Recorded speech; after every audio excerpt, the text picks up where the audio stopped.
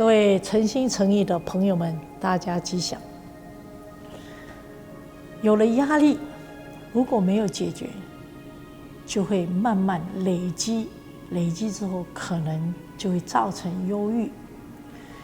最近有人写信给我，用 WhatsApp 给我说，我家里人睡不着觉，心情变得不好，没有胃口，然后甚至就是自己会想哭了起来，问我怎么办，是不是中了些什么？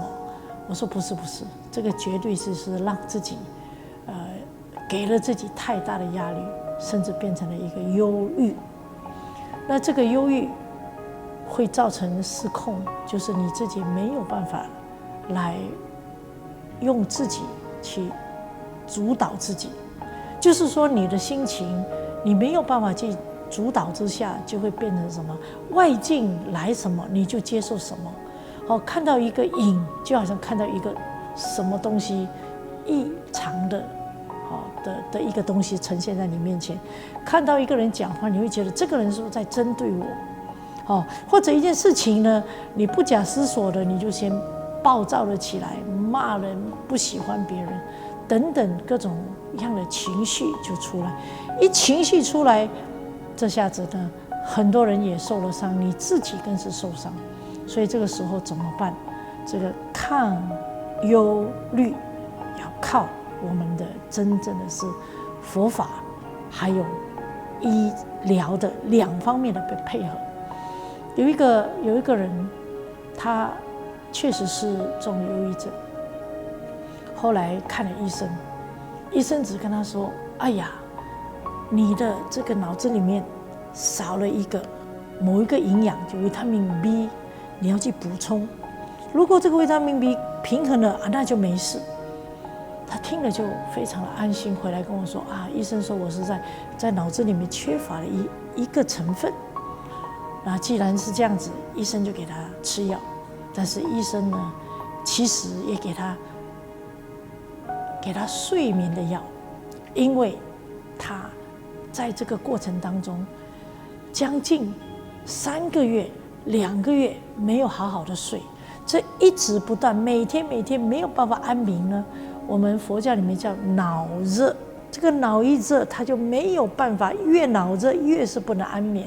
想一想，一个人1天没有睡，2天没有睡，3天没有睡，1个月没有睡，他当然整个精神就非常的难受。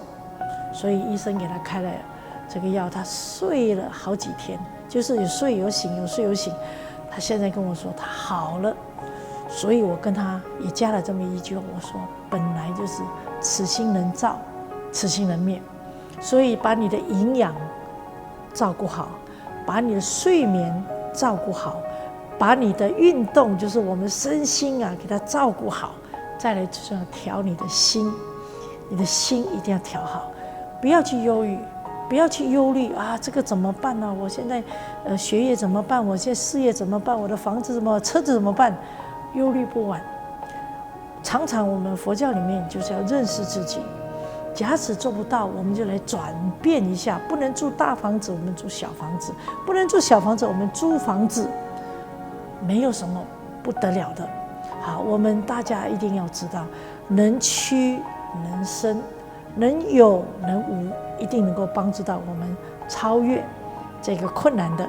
那还有最重要是，我们要找到好的书本，让自己解压的书，好的音乐，让自己解压的音乐，甚至我们找到善知识，跟善知识一起来谈论，相信善知识能够倾听你的辛苦。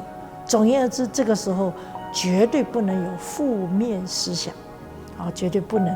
我相信我们天生我材必有用，每一个人一定要坚信自己，一定能够把自己的所谓的忧郁这个结慢慢打开来，好还原回去。我们这个生下来就是一个很可爱的宝宝，我们有很好的家庭，我们有很好的姻缘，我们有很好的阳光，我们有很好的空气，我们有很好的大自然。记得你拥有很多的无限的、无量的这样的一个财产。好，所以我们要自己懂得珍惜，不要放弃自己，不要跟自己说负面的话，也不要沮丧。我觉得得与失之间，我们取一个中道，只要让自己的心好好的平稳下来，让自己的这个脑子里面是正面的思维、正面的思考，我相信一定可以柳暗花明又一村。